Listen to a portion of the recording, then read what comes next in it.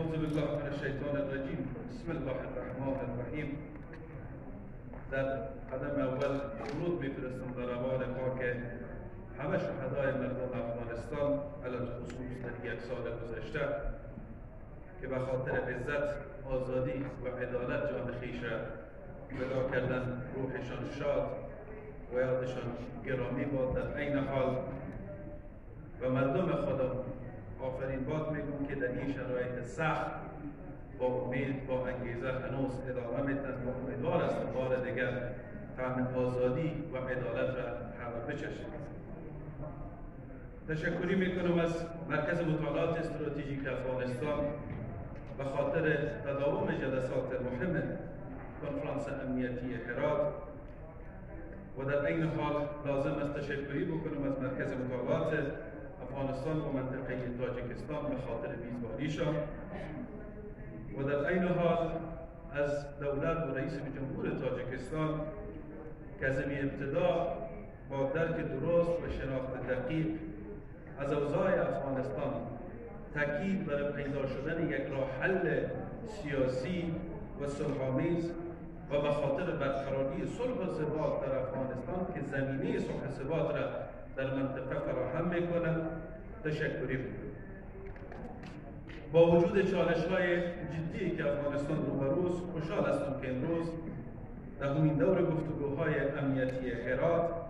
در شهر زیبای دوشنبه که ارتباط عاطفی و تمدنی را با شهر تاریخی و زیبای ما هرات دارد توسط دانشمندان، پالیسی سازان، دیپلمات‌های محترم برگزار میشه.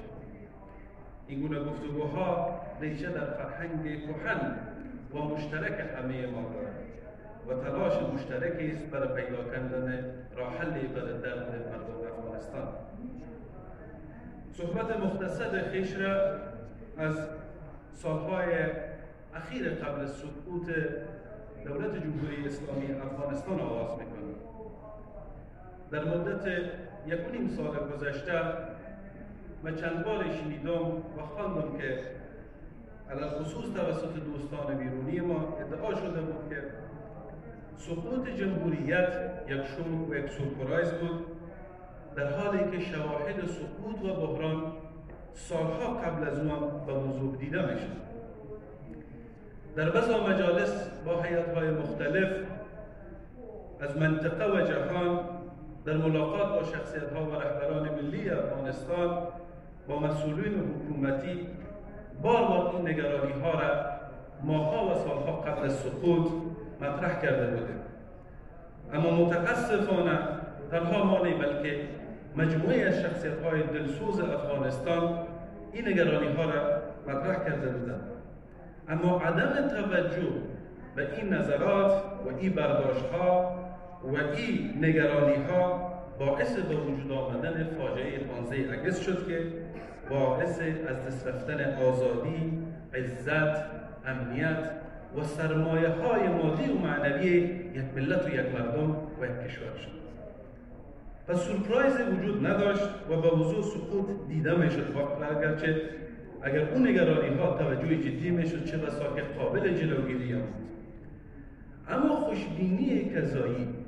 و وعده‌های توخالی و پوچی چون به عنوان مثال آزادسازی 5000 زندانی که وعده به این بود و ضمانت حتی بعضی کشورها ولی که دیگر اینا به صفوف جنگ نمی‌پیوندند، اما متاسفانه باور خوشبینی و چنین یک قضایا باعث شد که اونا نه تنها بپیوندند بلکه سبب سقوط فراهم شد. این را به این خاطر میگیم که امروز در مجموعه نشست دو روزه صحبت‌ها و نظرات بسیار خوبی توسط اندیشمندان مطرح شد که یک نگرانی‌های جدیدی را و عمیق دیگری را مطرح میکنند که باید توجه جدی به اونا صورت بگیرد. بعد از سقوط جمهوریت و در نتیجه تسخیر نظامی کابل و ادامه سیاست زور خشونت توسط طالبان، مقاومت مردان و زنان مردم افغانستان در اشکال مختلفش شکل گرفت. از مجموعه این و نمونه از این تلاش‌ها و این مقاومت مردم ما در قالب جبهه مقاومت ملی ایجاد شد. از ابتدا و در اولین قدمها جبهه تمام تلاش خود به خاطر حل مسالمت‌آمیز مشکل و باز کردن دروازه های معنادار گفتگو و مصالحه با طالبان باز کرد. از طریق مختلف و توسط هیئت‌های مختلفی چه در داخل افغانستان و چه گفتگو و صحبت‌ها در بیرون افغانستان. اما به نقطه‌ای رسیدیم که امروز منطقه و دنیا تقریبا به اون نقطه رسیده که متاسفانه جز ناامیدی چیز دیگری نبود و ما دریافتیم طالبان نه تنها این تغییری نکردند بلکه هنوز به سیاست تکراری، تحجر و سیاست استبدادی خیش بیشتر تاکید دارند. خواهران و برادران، در 28 سال گذشته طالبان ارزش‌های اسلامی، فرهنگی و انسانی و اصول مندرج در منشور ملل متحد و اعلامیه جهانی حقوق بشر که افغانستان عضوش است به طور هدفمند نقض کرد. قطعنامه مجمع عمومی سازمان ملل در مورد افغانستان که 3 هفته پیش به تصویب رسید نگرانی عمیق خود را نسبت به تحولات و نوسانات در افغانستان از زمان تسلط طالبان نشان می‌دهد و اذعان دارد که طالبان کشور به شرایط وخیمی پیش برده و خود تأیید است بر این ادعای ما که متاسفانه تغییر صورت نگرفته و برخلاف انتظار همه ما متاسفانه روی کرده که انتظار داشتیم که ما تغییر بکنن پیش نیامد. این بار نیز نگرانی‌های جدی در قسمت تداوم شرایط وخیم فعلی افغانستان وجود دارد که بسا موارد آن توسط اشتراک کنندگان محترم و اندیشمندان در طول 2 روز گذشته مطرح شد که لازم به تکرار او را نمی‌دانم، اما نکات دیگری هست که اونا را با شما شریک می‌سازم. امروز افغانستان در عمل تبدیل شده به یک مرکز آموزشی و سربازگیری برای گروه‌های تروریستی منطقوی و بین المللی و یک زندان کلان برای مردم مسلمان و مردم مظلوم افغانستان که متاسفانه این مسئله در نتیجه اعمال مستقیم طالبان بوده. مردم افغانستان، کشورهای منطقه و جامعه جهانی که تلاش‌های پیگیری را در راستای ترغیب طالبان برای تغییر انجام دادند در مدت 1.5 سال متوجه شدند که نتیجه نداد. متاسفانه طالبان برخلاف آموزه‌های اسلامی و ارزش‌های پذیرفته شده جهانی روش‌های افراطی، ظالمانه و باورهای شدید خود بالای مردم تحمیل می‌کنند. اما قسمی که شما می‌دانید شهروندان کشور ما به ویژه بانوان ما از حقوق ابتدایی خویش محروم هستند. بحران بشری و اقتصادی و امنیتی در بدترین حالت قرار دارد. هدف ما و تلاش ما همیشه در این بوده که شهروندان ما زن و مرد از حقوق کامل برابر باشند. برابری یک چیزی را که اینجا علاقمند هستیم بیان بکنیم و خواست ما از جامعه جهانی هم رسید. ما علاوه بر تمرکز بالای آموزش بانوان ما بر اعاده حقوق اساسی تمام مردم افغانستان که حق آموزش بخشی از اوست تاکید میکنیم و توجه دنیا را میخواهیم و در این راستا باید تلاش‌های جدی و عملی صورت بگیرد. مردم افغانستان لایق شرایط بهتر، لایق اوضاع بهتر و لایق درخواست‌های به مراتب بالاتر از تنها باز شدن مکاتب هستند، بلکه آنها مثل تمام مردم آزاده دیگه کشورها لایق یک زندگی عزتمند، آزاد و مستقل هستند و خودشان باید بتوانند آینده خود انتخاب بکنند و تعیین بکنند. حوادث نزدیک به 16 ماه گذشته در افغانستان و یافته شما کارشناسان محترم در 2 روز گفتگوی افغانستان نشان داد که طالبان برخلاف ادعاهای خودشان برای برآوردن صلح ثبات در کشور و آوردن یک نظم و حتی امنیت شکست خوردند. از وقایع چون حادثه دردناک کاج گرفته تا جنایات جنگی و بشری گرفته تا نقض حقوق بشر و بسا موارد دیگر، جابجایی و تعلیمات سربازهای گروه‌های تروریستی و منطقه‌ای و بین‌المللی کشت و تولید قاچاق مواد مخدر، ترور و ناپدید شدن نظامیان و کارکنان دولت سابق، بازداشت‌ها و شکنجه‌ها و محاکمه‌های صحرایی، پوچ اجباری، جنایات جنگی، جنایات علیه بشریت، نسل کشی و ناامنی و نبود قانون و یک دولتی که همگی خود را در او ببینند، روز به روز تمام این موارد تهدیدهایی است که مردم افغانستان را، منطقه را و دنیا را تهدید می‌کند. برنامه و تماس جدای کشورهای منطقه و جهان به حل و برای پیدا کردن یک راه حل تکتیکی امنیتی، نه تنها راهگشا برای حل مشکل افغانستان و آوردن صلح و ثبات در افغانستان و در منطقه و جهان نیست، بلکه در دراز مدت خطر تقابل منافع و تداوم جنگ و نارامی را در افغانستان بیشتر می‌سازد. اگرچه در ماه‌های اخیر تلاش‌های منطقه‌ای و جهانی در فورمت‌های مختلف به خاطر اجماع و هماهنگی بیشتر برای حل بحران افغانستان شکل گرفته که ما از او استقبال می‌کنیم، اما باورمند هستیم که هماهنگی بیشتر و تداوم چنان تلاش‌های نیاز است به رسیدن به یک اجماع کلان برای حل مشکل افغانستان. و ما حل معضلات و نگرانی‌های مطرح شده را بار دیگر تأکید می‌کنیم در تعاملات تکتیکی جدا با طالب‌ها چه توسط منطقه و دنیا نمی‌بینیم، بلکه حل مشکل اساسی افغانستان نگرانی‌های متعدد منطقه و جهان را در ایجاد یک مکانیزم همکاری‌های منطقه‌ای و بین المللی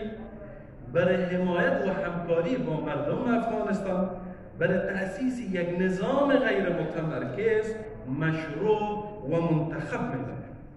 و اون نظام است که میتونه یک همکار واقعی و استراتژی برای منطقه و دنیا قرار بگیره برای حل تمام نگرانی‌های چون نگرانی‌های تروریسم، نگرانی‌های مواد مخدر، مهاجرین و بسا موارد دیگر. تا وقتی که یک گروه کوچکی بالای مردم افغانستان حکومت میکنند که نه مشروعیت دارند، نه صلاحیت دارند و نه حمایت مردم دارند، تعامل با اونا به هیچ عنوان رهگشا نخواهد. گسترش مقاومت و ایستادگی بانوان در داخل، شکل‌گیری اجتماعات و اعتراضات و جریان‌های مخالف طالبان در بیرون از کشور، نشان دهنده هرچه بیشتر نارضایتی جدی مردم افغانستان و نارضایتی نخبگان کشور از شرایط فعلی کشور است و تلاششان برای پیدا کردن یک راه حل. اگرچه بار این را ما شنیدیم که اختلافات وجود دارد، تفاوت‌های شاید تفاوت دیدگاه در رویکرد باشد، اما در طول 1.5 سال در تعاملی که ما با جریان‌های مختلف، نخبه‌های مختلف و احزاب مختلف داشتیم به یک مسئله رسیدیم که در اصول اکثر جریان‌ها، اکثر نخبه‌ها، اکثر ظرفیت‌های مردم افغانستان متحد هستند، یک فکر هستند و باورشان به این است که شرایط موجود ادامه غیر قابل قبول و باید نظامی بیاید که مردم تعیین سرنوشت خود بکنند و مردم انتخابشان و به سرنوشتشان به یک ترتیب انتخاب آنها باشد و تلاش برای اجماع هرچی بیشتر داخلی توسط فرمت‌های مختلف جریان دارد و کوشش هم است که هرچی سریعتر به یک اجماع کلان داخلی نیز انشاءالله برسد. باور ما به است که ترکیب از مقاومت‌های مؤثر سیاسی، مدنی و حتی امنیتی در برابر طالبان و دیگر گروه‌های تروریستی که شامل فداکاری زیادی هم هست، شرایط واقع بینانه را برای مذاکرات معنادار، مصالحه و دریافت یک راه حل‌های دائمی برای معضل بنیادین افغانستان مساعد می‌سازد. و در این راستا برخلاف نظریه‌هایی که باید یک قوت موقف قوی یا ضعیف ایجاد شود و وجود بیاید، ما باورمند به مذاکره از موقف ارزش‌ها و باورها و اصول هستیم. در این حال برای خلاصه کردن صحبت‌های خود برای نجات کشور افغانستان از شرایط فعلی، حل مشکلات جدی کشور، پیدا کردن راه حل برای نگرانی‌های امنیتی منطقه و فرامنطقه رسیدگی به حالت بحران بشری فعلی افغانستان اجماع داخلی که در حال ایجاد شدن است و چنین فرمت‌های تلاش‌های چون اینجا تلاشی که در ویانا صورت گرفت، تلاش شخصیت‌ها در انقره برای ایجاد جبهه شورای عالی مقاومت برای نجات افغانستان و بسا تلاش‌های دیگه‌ای که انجام شده پول برای اجماع داخلی بوده. همچنین نیاز برای اجماع منطقه‌ای و جهانی است که روی یک مکانیزم مشخص بلافاصله یک گفتمان کلان و در نتیجه او یک انتخاباتی که مردم خود تصمیم بگیرند سرنوشت خواهد. اگر که طالبان و این دیدگاهی هستند که اونا نماینده واقعی مردم افغانستان هستند، اونا نمایندگی از ملت میکنند و محبوبیت مردمی دارند، بسیار یک پیام واضح است. قبول بکنید انتخابات با نظارت سازمان ملل و جامعه جهانی، ببینیم که مردم از مسیر انتخابات که انتخاب میکنند، کدام مکانیزم، کدام شرایط و کدام نظام های استبدادی هیچ وقت دوام پیدا نمیکنند و لازم هم نیست که دوام پیدا بکنند و نیاز به است که یک تلاش مشترک توسط همه مردم افغانستان، توسط نخبگان و جریان ها و همچنین منطقه و دنیا برای پیدا کردن این راه حل صورت بگیرد. اگرچه علاقه‌مند هستیم که جزئیات بیشتری را شریک بسازیم، اما صحبت ها را قبلا توسط شخصیت ها و نخبگان اینجا انجام شده، لازم به تکرارش نمیدانیم و امیدوار هستم که با همکاری و تلاش مشترک همه و با همکاری و تلاش جمعی همه ما شاهد یک افغانستان